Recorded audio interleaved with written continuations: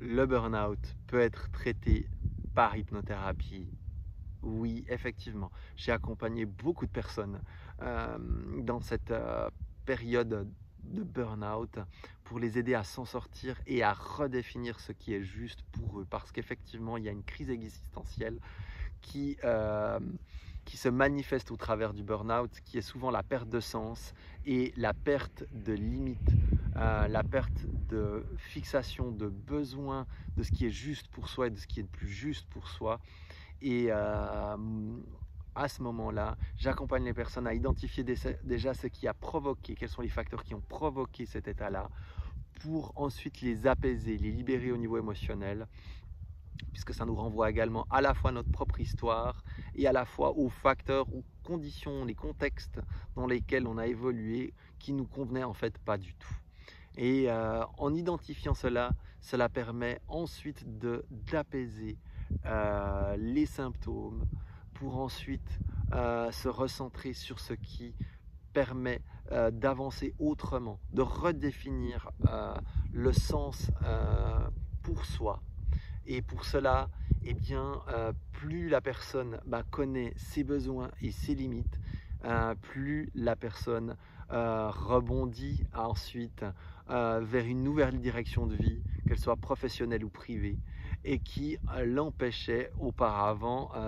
de pouvoir se poser la question ou de réellement définir ses besoins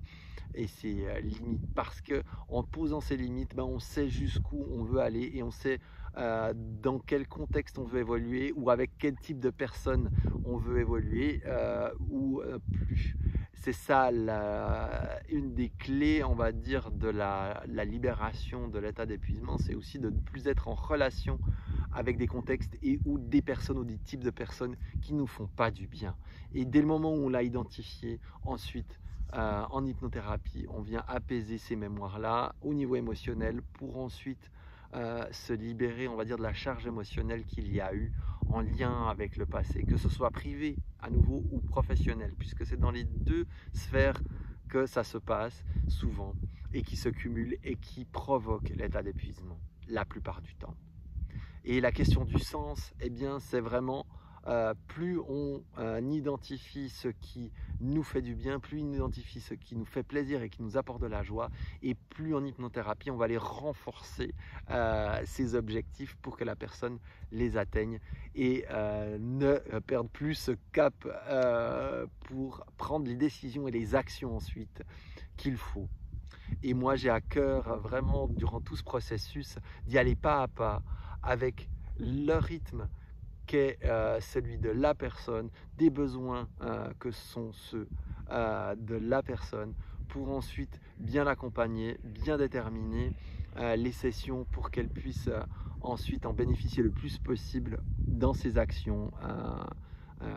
ultérieurement. Et il est vrai que j'utilise également l'hypnose régressive pour les personnes qui le souhaitent, pour aller aussi apaiser les mémoires directement du passé ou d'une autre vie, en lien avec ces émotions qui se sont activées, en lien avec l'état d'épuisement. Et plus on va libérer ces mémoires également, et plus la personne va pouvoir se sentir apaisée pour prendre les choix qui sont justes. Donc oui, j'ai